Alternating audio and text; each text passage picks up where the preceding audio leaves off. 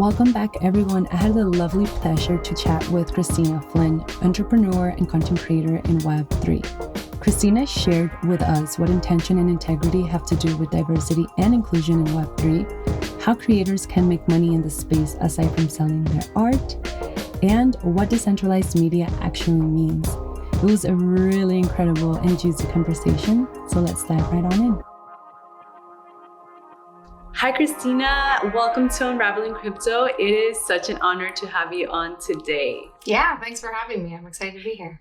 Yeah, so just for a little context, I've actually been following you since I very first came into the space cool. And was just trying to figure out what it was. And I come from a coaching background, and you speak on a lot of topics that I just connect with, like mental health, inclusivity, diversity. So I'm really excited to have you on. Yeah. Before we get started, I always love to ask, what are you grateful for at this moment? I'm grateful for a lot. I've had a very interesting read, very shitty 4 months, just with family issues and losing people and, just struggling with my own mental health. And I think it's always, grounding to come back to a place where those things give you perspective. And so I'm grateful to have a roof over my head. I'm grateful to have found Web3. I'm grateful to have a wife and 2 healthy kids that are a lot of fun. I'm trying to lead with gratitude lately. Yeah, I'm sorry to hear that about your family. Thank you. Yeah, thank you for just being open and honest here. Another question that I love to lead with is, what's your superpower? So that gift or that thing that comes to you most naturally and you don't even think about it. I think there's probably 2, but I think they're related. So my superpower is definitely that I have ADHD. And I was diagnosed later in life. So I was diagnosed at 35, which, is not easy. But what I've realized is that it's given me a lot of coping mechanisms and strategies to be able to just be able to show up in a world that isn't for predominantly neurodiverse people. And so Web3 is kind of like the perfect example of that. I found the dopamine hit immediately, and I was like, I need to be here. I want to spend all my time here. And I went on a good 4 or 5 month binge, just trying to learn and absorb everything that I possibly could. So that is for sure my biggest superpower. And I think because of that, because I know a little about a lot of things, I have an easier time connecting with folks and building relationships, and really just listening and learning about people's experiences. Yeah, well, I absolutely love this because I think I've personally been told an old story where it's you need to just master one thing and just stay in it, or what we've been told is go to school and you can't ever change careers. And that's really powerful to see you owning that and just being an example for others to just say hey, we can pivot or we can know a little bit about everything and still make it, however that. Yeah. And I wouldn't say that was an easy road either. I had, a very similar upbringing that I, wanted to be a lawyer, and it was just get a job and go to school for a while, get a job, and then you'll have the opportunities. And I think what we've realized is that the world has changed at a pace that no longer were the well wishes of our parents or whoever raised us the same. And my mom was a teacher, my dad was a public servant, and it was get the job, stay in the job forever. So when it came to me, it was but I don't want to do that. And I don't want to live like that. And so I was still very much in this position of feeling like I wasn't meeting the expectations, or that I didn't have the flexibility to do that. So I think it's a work in progress. And I like to be honest about that. It's a lot of people look at my life and think it's that's a nightmare, but it works for me. And I'm trying to find a way to have other folks know that it is possible. And Web3 especially makes that possible. Yeah. So tell us a little bit about you and what you do in Web3, and then we can go from there. Sure. Yeah. So I've been in Web3. I should say my pronouns are she, her. I've been in Web3 now since May of 2021. I found it by way of Gary Vee. So I'm an entrepreneur. I've been following Gary Vee for a very long time. came across a specific podcast with him and Kevin Rose. At the time, it was called Modern Finance. And Gary was just talking about all of the specific use cases that he saw for Web3. And in that moment, my very non-traditional career, where I spent some time in professional sports, and then I spent some time in philanthropy and social impact, and I became a tech founder, all of those things, it began to line up, like the potential and the use cases, whether that was like, tickets for the NBA or real estate or, technology and data and identity and ownership. All the uses just became very apparent to me. And I remember I like ran out of the bathroom. I was like listening to it in the bathroom. I ran out, like grabbed my wife, and I was like, this is fucking huge. Like, this is going to be massive. And at that point, dopamine, I was gone. But I had this very clear moment of, I really do have conviction that this is going to be the next iteration of the internet. And what a pleasure and what a privilege to be here at those very initial and beginning stages. Yeah. And what was that one thing that really captivated you and you went down the rabbit hole? I think it was the use cases. I think it was that it was just so clear to me that no matter what was going to happen in the future, this was going to be an ever-present piece of technology.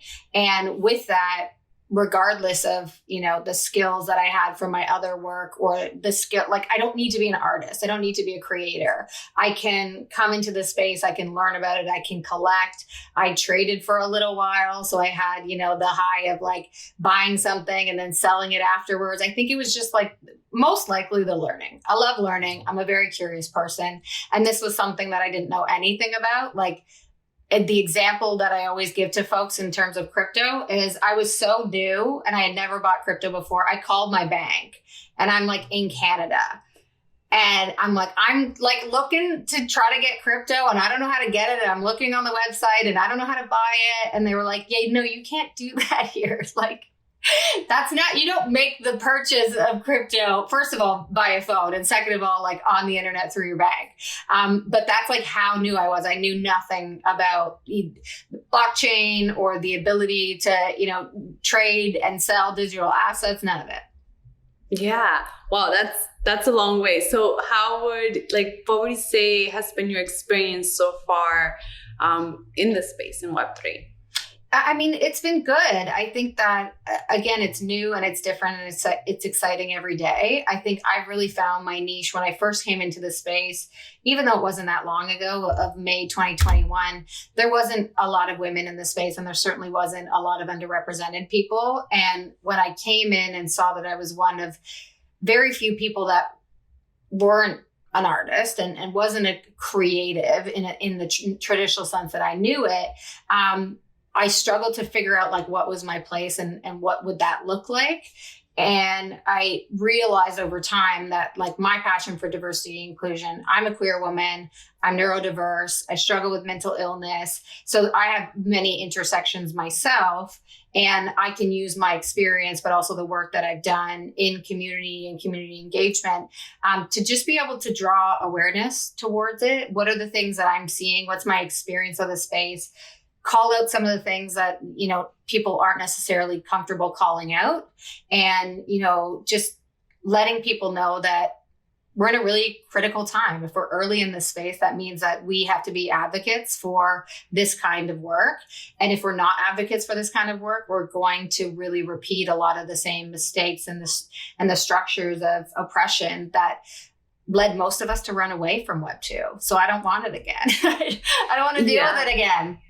Yeah. And I think, what you're saying is really powerful because I say like we're shaping this technology and shaping the future of it. And it would be such a shame to kind of repeat the same patterns and repeat the same stories. And this is our opportunity to create a new path.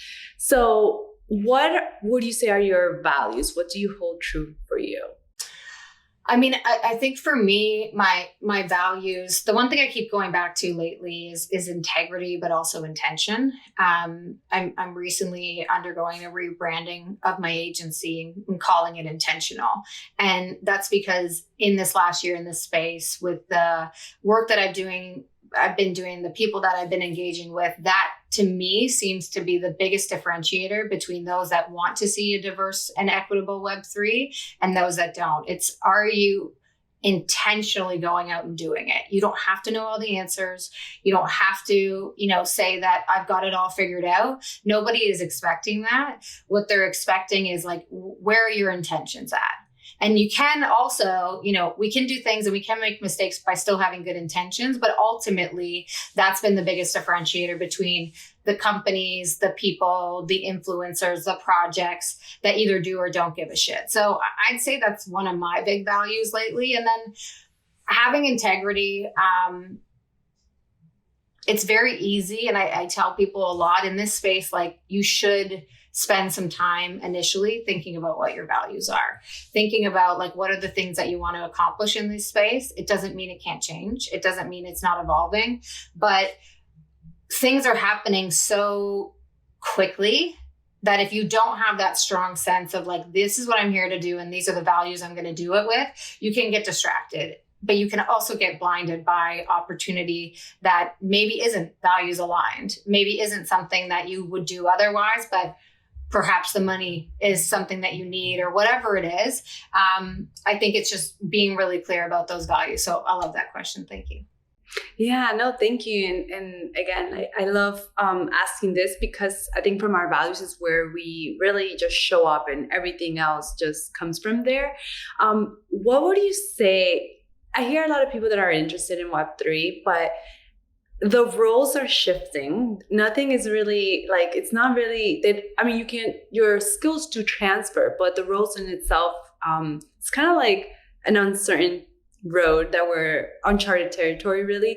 What's the difference between what you've done in Web 2 versus what you're doing in Web 3? I mean, there's a lot, right?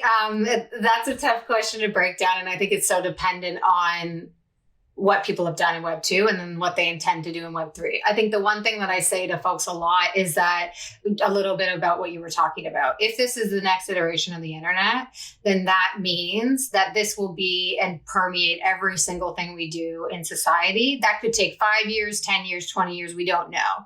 But I think what I try to encourage people with is that because of that, every skill that you have, every skill that you've attained prior to coming into Web3 is and will be needed. Project management, accounting, legal, creative, whatever it is, you are welcomed here because this is going to permeate every single bit of society. And so I think that's the main point that I always try to get across. I mean, the big differences for me in terms of just like day-to-day operations, the speed is incredible. Like, and if you talk to most people in the space, and I'm sure you've experienced this yourself, like I got here May 2021, everyone knows the date that they got here because we're constantly going like, holy shit. It feels like I've been here 5 years and I've only been here like 18 months. Like it's, the space is something unlike anything I've ever experienced before. And I've worked in tech and I've worked in pro sports. Like those are very fast-paced industries. There can be a perception of rules when you get here and like codes and conventions. But I think ultimately like those are perceptions, right? Like those rules are not written by anyone. Those rules are not like, they don't have to stand up against anyone. There are realities and boundaries that people have to face when they come here in terms of, building their brand or getting their story out or being able to attain work. But at the end of the day, the structures and the systematic, day-to-day operations that most people would find in a Web 2 job don't really exist here. So you have to do a lot of advocating for yourself. You have to make sure that you're being aware of the risks when getting involved in companies that don't want to sign a contract and just kind of like to float away and say, let's just do it. This is Web 3. It's just about advocating for yourself and determining like, what is your risk appetite when you're engaging in these kinds of activities? Yeah. And you mentioned, which is so true, like the space moves so fast. And what would you say, like, what's the great place? Oh my God, I can't talk. What's a great place for people to start when getting into crypto? I mean, I came in by way of Gary Vee. And the reason that I came in by way of Gary Vee is because they did a really great job on educating folks in an approachable way. So the way that they created content around actually getting a wallet, or even though they told buying crypto, and I obviously didn't pay attention, you can't call it in. They created approachable content that really started at the bare bones of like, what is blockchain? What is crypto? Then getting into NFTs, I think it's very easy to jump in and go like, okay, I see this happening. People are trading digital assets. If you're an artist, you're like, I need to create, and then I need to mint this thing, and I need to sell it.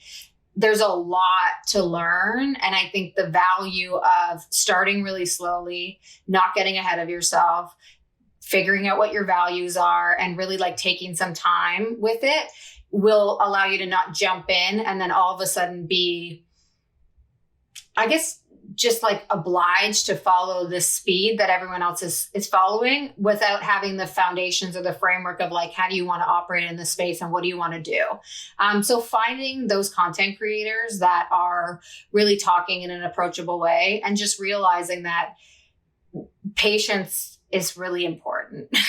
And like, you don't even have to have a ton of patience in this space, because the learning curve, while it can be steep, you can find content that diminishes that, but also it just happens so quickly. Like, you could be in a Twitter space, which is where a lot of conversations happen, and be listening to somebody and think like, oh my gosh, they know everything. I know nothing. What am I going to do? And I'm constantly trying to remind people like, that person got here 3 weeks ago. Like, that's how quickly this stuff happens. That's how quickly people are learning. You jump in one day and you know nothing, and within a week, 3 weeks, 2 months, you have a very good lay of the land. So just give yourself that time to be able to experiment and learn and be curious about the different aspects of it. Yeah. Now, looking back at your journey, like, what mistakes did you make? Or not mistakes, but perhaps oh my God, what would you say? Like, so hey, many. like maybe a few or a couple that you say, hey, I think this is my lesson. Yeah. Where do we begin? I learned so many lessons.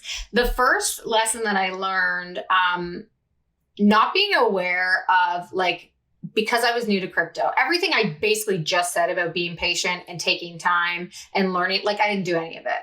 None of it. I jumped right in.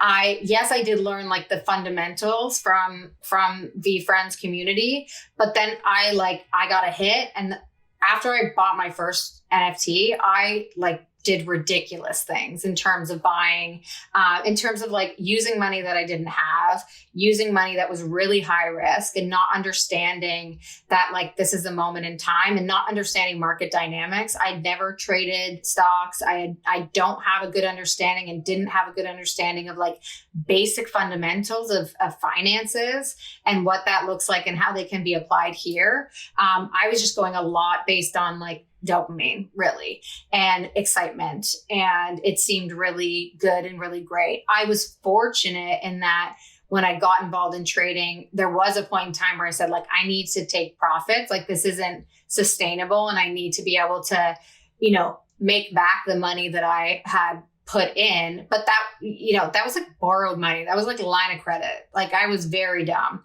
I was able to take it back, but there's a lot of people that didn't have that same opportunity. And so now I'm in a position where I'm not gambling. Essentially, I was gambling, and I was like high off a gamble because I was buying and selling. And it was like, transactions are relatively simple on blockchain, right? Like, so I got really excited about that, and I was gambling. And then I got to this position where I was able to take a step back, thankfully, and say, it's time to get smart about this and not be gambling all the time. And then what do I actually want to do? Like, what's the value I want to bring to this space? What's the value I can bring to this space? Yeah. Yeah. I think many of us have a similar story. I didn't sell too much. I actually held, because I'm like, maybe it's going to go to the moon, or maybe, and I do look back, and the same as you, I say, maybe hold that money that and not be so like out there and giving the money because FOMO, because this is going to be the next thing, or, you know, anything that you think that is going to make you rich quick is probably not. And it's like a red flag. So yeah, if you feel FOMO in that minute, like that's your moment to step away. Like, because if you're feeling FOMO, it's already gone. The opportunity has passed. And like, you're operating then based on like an addictive gambling personality versus like, when I now assess what I'm going to buy, I look at the team and I assess like I were like a startup investor to say, this is money. I'm putting this into a vision and a mission. And do I believe that if I give these folks my money, that they're going to be able to accomplish what they say they're going to be able to accomplish? And that's like a much different outlook. And look at like an opportunity financially. If that's the way that you're trading and that's the way that you're doing it, that's how you should be making those decisions. I think I also spent a lot of time, I realized that I cared a lot about diversity and inclusion, but I actually wasn't applying that to how I was collecting. I was collecting based on this like gambling mentality, and took a step back to say, like, I talk about these things all the time, but if somebody were to look at my collection, it's not representative of the values that I hold. And so I put it out there to people to say, like, I don't know exactly, this was very early. There's tons of lists now, like, please don't ask where you can find underrepresented people. But at the time, there wasn't a lot. And I put it out there to say, like, I want my collection to be representative of the values that I hold. And I want to be collecting from not just projects run by white cis straight men. I want to be collecting from individual one-of-one artists from a variety of different mediums around different places in the world. And I think that was another initial mistake that I made that I was thankfully able to correct. Yeah. So, I mean, for me too, when I came in, I think one of the, I guess, areas of growth of the space is that it definitely didn't see a lot of diversity, and it was male dominated, white male dominated. So what are the areas of growth that you see in the crypto space? I mean, I've definitely seen a lot more women and underrepresented people come into the space. So that's positive. What I have seen is a greater understanding of the fact that an NFT does not have to be a 10K PFP project. There are a variety of different ways that it exists right now, and it will exist in the future. But for right now, like, a digital asset can be a one-of-one. It can be a one-of-one with an edition launched with it. It can be a photographer. It can be AI, generative art. There's so many different components and applications if you just look at how this exists in the art world, and what is that new art world for creators. So I think that advancement and seeing it become more diverse in terms of like the skill sets also, and the mediums that are being, I wouldn't say that they're being entirely accepted. There's a lot of, controversy around what is and what isn't art.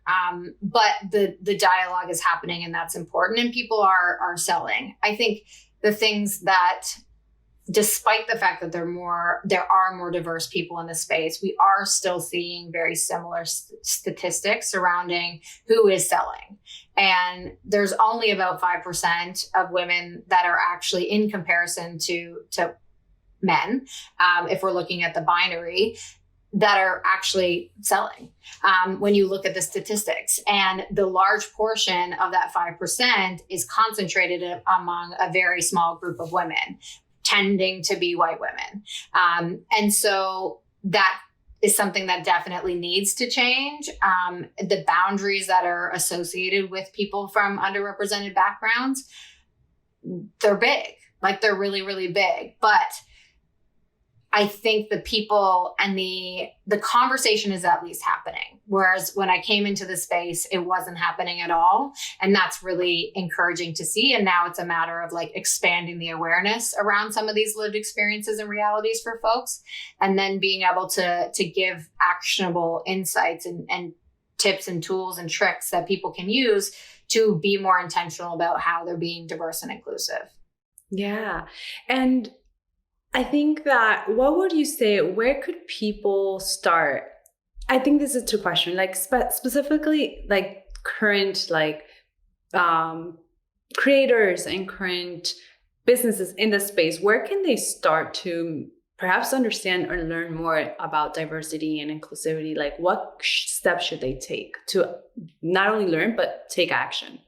Yeah, I mean, the first step I'll always go to is the intention part, right? You either do or you don't. This isn't like a dipping the toe situation. This is like you are making a commitment, and the understanding that you don't have to have it all figured out. The understanding that your curiosity and how you as an ally or you as another underrepresented person want to show up for underrepresented people in the space, like that's an intentional action. And so that's where I would start of, do you want to do this work? Knowing that this work isn't always comfortable and this work isn't always, glamorous by any means. And you don't always have support from people, but it's what's your intent? What do you want to do? The next place that I tell people is really around like that allyship piece. And for me, the two things that an ally should do before they do anything else in the space is first to just stop talking and start listening.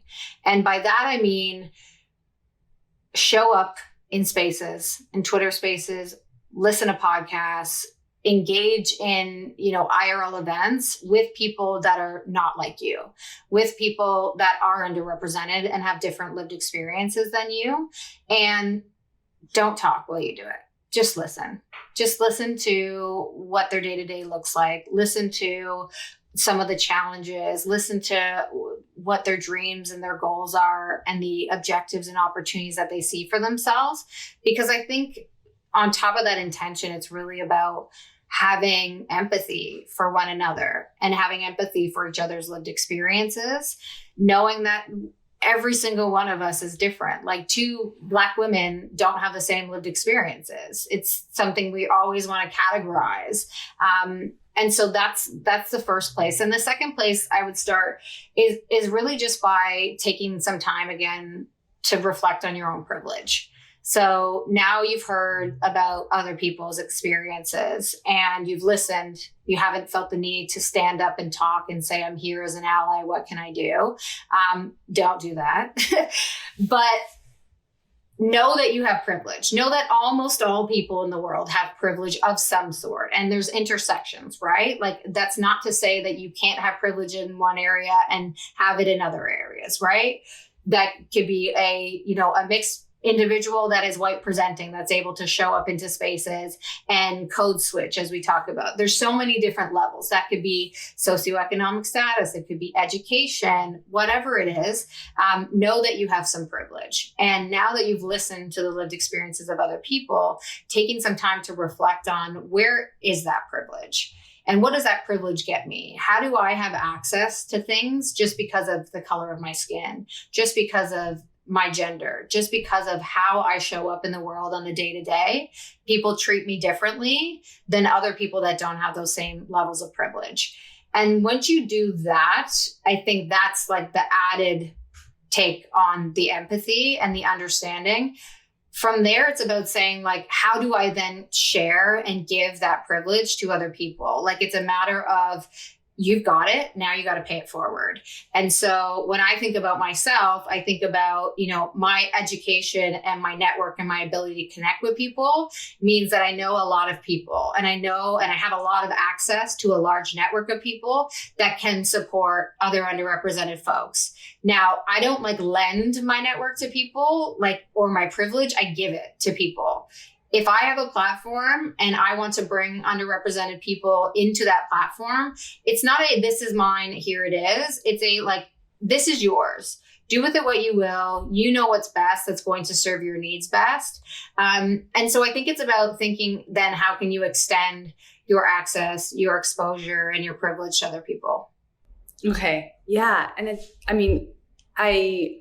I'm going to have to listen back to this because this is super powerful. Oh. And I think many of us really, it's just moments to contemplate and sit with and then know what the next step to take.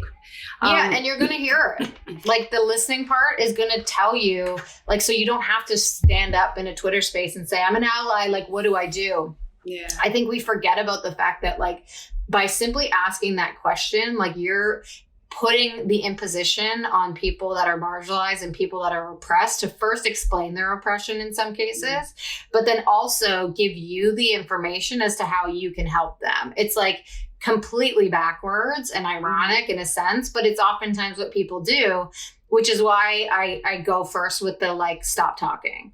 Because if you listen and you spend the time, you're going to start hearing those answers, but you need to spend the time and you need to not ask people to like make that journey shorter for you, which is essentially what that's doing. Yeah. And it's, I think this is a universal too, where it's like, if you listen, you get the answers, to everything that you're asking for. And it's actually investing the time, there's no shortcuts. And that's why the intention piece is like so important. And this, like, there's no ending. Like, if you're going to be an ally, you start seeing everything differently. And that can be intimidating, of course, but like, yeah, it is. It is. And like, you're privileged to be able to have that level of intimidation and not have to live it every day. So yeah.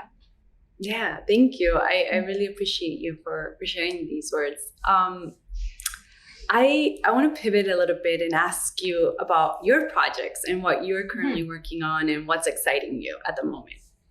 Yeah, so I talked about my agency a little bit. So we're a Web3 brand and storytelling agency. And basically what we're trying to do is use that ability for an artist or a creator who is underrepresented to better understand how they can sell themselves and sell their work within the space. So a lot of them are incredibly talented people, and it could be a spectrum of folks that have like done gallery exhibits across the world, have been represented by massive agencies, and, have sold at Sotheby's. And then there's folks that went down the route that we talked about earlier and became a lawyer because it wasn't available to them to explore art as a career. And now we're finding this opportunity to do that.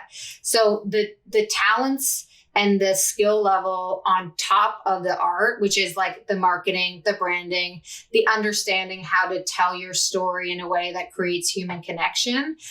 That's the stuff that I get really excited about, because it's a lot of the work that I did when I was in the NBA with professional athletes. So I'm bringing that skill here, and I think there's big value in being able to understand how to do that, and how to show up, how to build community in a different way. Like, as you said, Web2 is different, right? Like, it was very much a competitive economy. It was very much like extractive. You give me something and I'll give you something in exchange, but oftentimes that wasn't a balanced exchange. Whereas Alexis Ohanian talks a lot about the community economy and how Web3 enables like true collaboration. It enables folks to have a value exchange with one another versus just this like extractive transactional relationship.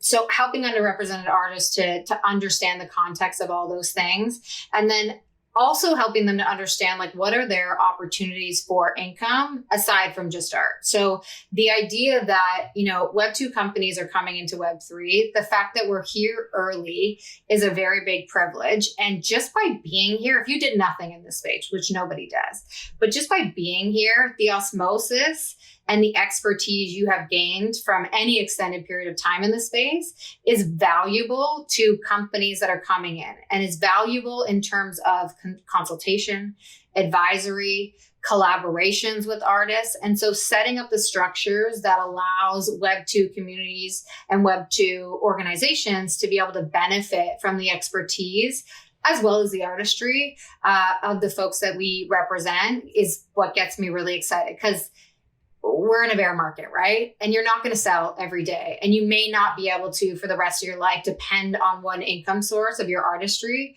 So what are the other ways that you can make money in this space aside from that? And one of those is by acknowledging that you have a very big skill set that like very few people in the world have. Like, if we really look at the numbers, very, very few people in the world have that expertise. And so that's valuable. And understanding that valuable and knowing that you can charge for that. It's okay to charge for that. It's okay to make money off that. And that's something I'm learning myself as I go. Like, it's not something that's easy for a lot of people. I think is something that it opens up a lot of potential for underrepresented creators in the space. And with that comes the opportunity for them to have access to the financial freedom that we're seeing a lot of other people get in this space. Yeah, I absolutely love this. And I think what it reminds me of is Web3 is a mindset shift. I think that we come in with Web2, like you said, we want to come in and we want to create or we want to do, and it's perhaps taking a pause to see like, hey, how was I creating or what was I doing in Web2 and how is this differently and what am I really wanting to bring to the table, and also expand avenues like of how to make money. And I think this is a level playing field where a lot can be done, and that's really cool. I love your agency. Thank you. Yes, we're in the midst of rebranding, so I don't have a direct line to send people, but we are going to be on Twitter at BF Intentional. Be fucking intentional is kind of our tagline, and we're just going to be out there a lot more. But in the meantime, following me at Flynn Kristina with a K is the best way to get that information. Great. I'll add your links and everything. Cool. So thank you. Can follow you. But you're also on. So I want to know a little bit more about Rug Radio. I've seen this has been going around a lot, and are you a host within the ecosystem? And tell me a little bit. Yeah, so the easiest way to look at Rug Radio is that they're a decentralized media company. And what that means is that kind of what we were talking about earlier with that competitive economy versus community economy. Web2 media was, I give you the platform. So that's, YouTube, that's IG, that's Spotify. I give you the platform. In exchange, you give me all of your data and you give me all of your content, and I can do with it what I will, and I'll pay you cents on the royalties based on what I'm getting. So an average stream of one song for a musician on Spotify equals about 0.003 to 0.005 on the dollar. That's what they earn. And, the YouTube stats on creators is really poor as well. The way that this shifts with decentralized media is that it's that more of that community economy. So there are the creators themselves, which I'm one of, which are doing content creation, like writing, and building the content for the media company. The only way you're a media company is if you're actually distributing content. So some of that are doing that by hosting Twitter Spaces, which I do as well, on a variety of different topics to appeal to a variety of different people in the space. And not always, like, I never would have considered myself a creator or creative before I even came here. So it's not like it's for a specific type of person. It's like, are you interested in talking about something? And does that bring value to the community? Yes. And so there's a value exchange that happens there where everything that I create, everything that I do, whether that's hosting spaces or showing up at IRL events, whatever it is, I'm rewarded in the form of their token. The other way that there's community economy is that the members of the community, so they sold the NFT and people purchased that NFT, and that makes them members in this ecosystem, this decentralized ecosystem, which allows them to determine, we didn't talk about DAO yet, but DAO, Decentralized Autonomous Organization. It's essentially decision by committee versus decision by executive. So if I am a member now of Rug Radio, based on how many NFTs that I own, I have access to be able to make decisions and vote on the trajectory of certain aspects of the business, the trajectory on the money in the treasury that they hold that allows them to give back funding to community members to be able to do the things that they hope will proliferate the community itself. So I think I'm being a little bit confusing there, but essentially the basics is that like it's decision by committee. You're allowed to participate in that decision making if you buy a membership. This membership is in the form of an NFT.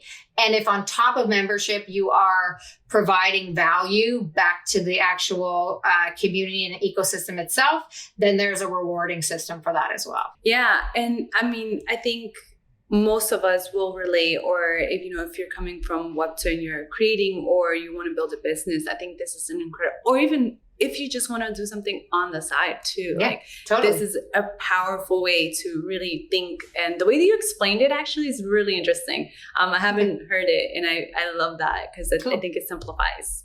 Cool. Especially what DAOs are and how we can work as a community. Yes.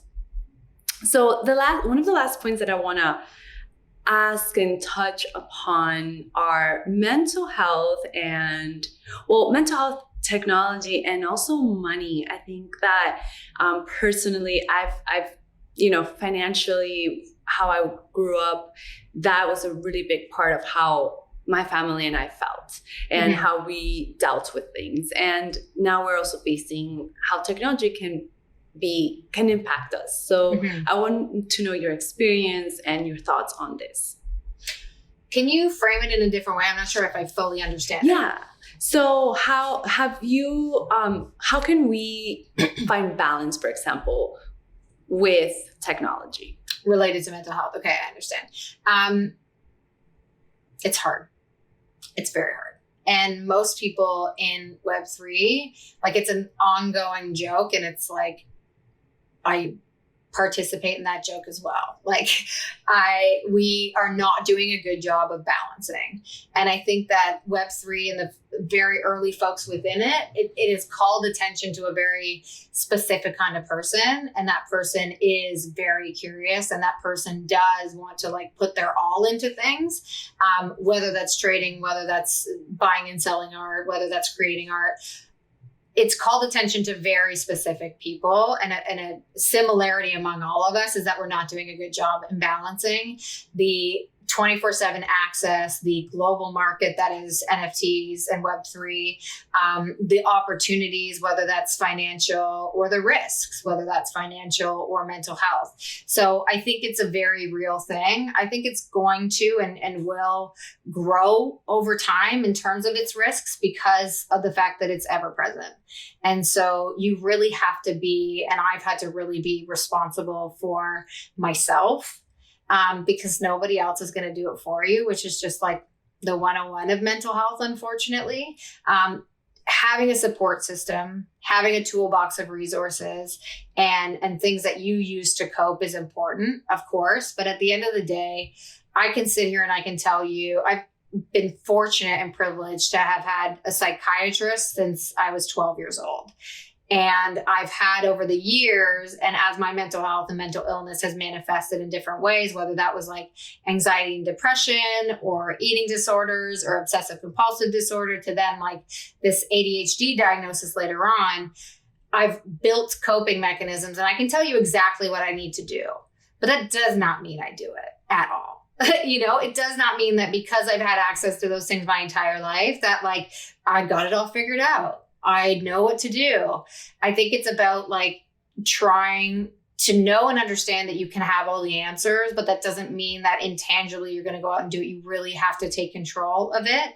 And also realizing like it doesn't have to be an all or nothing thing, right? Like you can have a really shitty day and not mean it's going to be a shitty week. You can have a shitty hour in a day and not mean it's going to be a shitty day. So really I try to look at things not so, my mind tends to want to go to the all or nothing. And I don't think it needs to be that way. And I try to remind myself that it doesn't need to be that way, but also just have grace in whatever way I can with myself too. Like self-compassion is not something that is a strong suit of mine. Like no one is going to be a worse critic of me than me. And that has helped me in a lot of ways in life. But as I've gotten older and as I've built a family, it's incredibly toxic as well. So just realizing that like it's a journey with no end. Like every time I think I have it sorted out, I don't. Something smacks me in the face in life that I wasn't expecting and completely ruins my routine or completely like puts a boundary in front of whatever coping mechanism I was using. So just having that understanding, knowing it's not perfect, knowing it's really fucking messy a lot of times, but that, there's no other option. Like it's either you take control of your life or you let it control you. And the choice for me is I need to take control of it. how I do that and what that looks like is different every day. Mm-hmm. But as long as I'm doing it, and as long as I'm trying, then I'm at least setting myself up for better success as if I wasn't. Yeah. And this reminds me a little bit of what I do, is just like one step at a time too, where it's like, just what's the next step that I need to do? And like, what can I do at this very moment? And it's so hard. Like you said, it's so hard to say like, I know I need to do all of these things. And sometimes I don't. And it's just being compassionate with where you're at. Yeah. I want to read a few tweets that I really appreciate that you share. For example, it's like mental health in NFTs 101. Don't wait until 4 p.m. to eat lunch today. and it's so true. And you share these type of tweets, and I just find them to be great reminders, because we can be so involved in what we're doing and passionate, we forget to take care of ourselves sometimes. Yes. I'm guilty of it. Like, and so everything I tweet is something I need a reminder of. So I tweet in the morning, something kind of like that I need a reminder of, or that's inspirational, or that like I think I need to hear. The same goes with my mental health tweets. The same goes with the inclusion tweets. It's like my excuse to put out my own daily reminders, but I just do it from my account because I believe like maybe somebody else will find value in it as well. But yeah, it's all like, it's very easy to look at people and be like, they have it all figured out. And it's like, I'm doing that for me. Like I need to be reminded of those things, because my wife will bring me lunch at 4 p.m. if I haven't fucking eaten yet. Like, I'm fortunate that I have her because she makes sure that I'm fed. But like a lot of us, the comments, if you had a chance to read the comments to that tweet, was hilarious. Like, it really resonated with people, which goes to the fact that there's a lot of us that are quite similar in this space. Okay, so we're wrapping up, and I want to just ask you, what's one takeaway that you can share right now with anyone that wants to come in and learn more about Web3 or wants to just dive right on it? I think for me, like, just know that there's a place for you here. I think that it won't be immediately apparent to all people where their place is and what their value is and why they're here. But I think the point that I made earlier of, if this is the next iteration of the internet, this will permeate every aspect of our lives, which means that if you have any skill from any industry, let alone your own lived experiences and the skills and knowledge you bring from that, like, you are welcomed here and you will find a place. And I think trying not to, so going with that intention in mind, I think is important. And then the other part of, which is what we also talked about earlier, it's easy to come into this space and be like, I'm not technical. I don't know about blockchain. I don't know about crypto. I don't know about finances. All of these things that I experienced myself, which is why I can say this. To me, like, that's not, you don't need those skills to be here. You need a curiosity and an understanding of the fact that it's going to take some time to like really truly get the obvious complexity of this space, but you do not need to be technical to be here. You will figure that out. You do not need to know everything about financial markets and stocks and how that correlates to, the whatever. I can't even say the words because I don't even know the words, like finances, money stuff. You don't need to know it all to come into the space and to be a part of it and to really be a part of the early growth of it. All of that can be learned. All of that can be understood. And so having that curiosity and having that understanding that like it's a process, but you belong here, I think is something that is really important for me to have people know. I love that, because I think it happened to me and it happens to a lot of my friends that come in. They just don't know where they fit. And this is just a perfect example of just, you can learn everything else and just come in. And experiment, like test it out, go to different spaces, follow different people. When you find people that you like, see who they follow. Like, there will be moments where you kind of get a groove of like, I'm seeing a bit of a micro community over here, and I really love that, but I also love this micro community over here. You're going to test places and you're going to go into spaces that don't feel safe and you don't feel like you belong, which is a great signal for you to get the hell out of there and go back to the places where you do feel like you belong. So the worry is always that somebody comes in and their first experience is with those spaces or with those communities that don't allow them to feel that physical or emotional safety. But know that if that happens as your first experience, like, please trust that there are other places. So fine, follow me, follow you, like, start there. If this is a conversation that you've enjoyed, and then see where we spend our time, see where are the communities that we engage, and just know that you'll figure it out. It doesn't need to be perfect. Like, it's an experimentation as well. Yeah. We're all learning as we go. Nobody knows anything. Yeah. If they say they have it figured out, they're fucking lying. It's not true. Nobody knows what's going to happen in 2 weeks from now, let alone 2 years. Yes. So this last part, I call it lightning round. And I just ask you a series of questions and you just answer with the first thing that goes. Let's do it. All right. First one. What's your favorite book? Ooh, The Giver. One piece of advice to give to the world right now.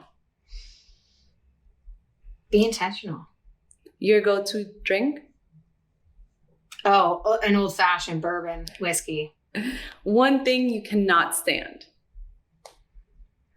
Oh my gosh, one thing I cannot stand. I'm Canadian, based in Toronto, Canada. And I don't like when I'm in the US, when I say thank you, and the response is, mm-hmm. Oh. Okay, this is hilarious. What do you value most right now? I really, really value my support system because I've had to get better at asking for help and more comfortable asking for help. And my mother-in-law just left here this morning after spending 2 days with us. So, yeah.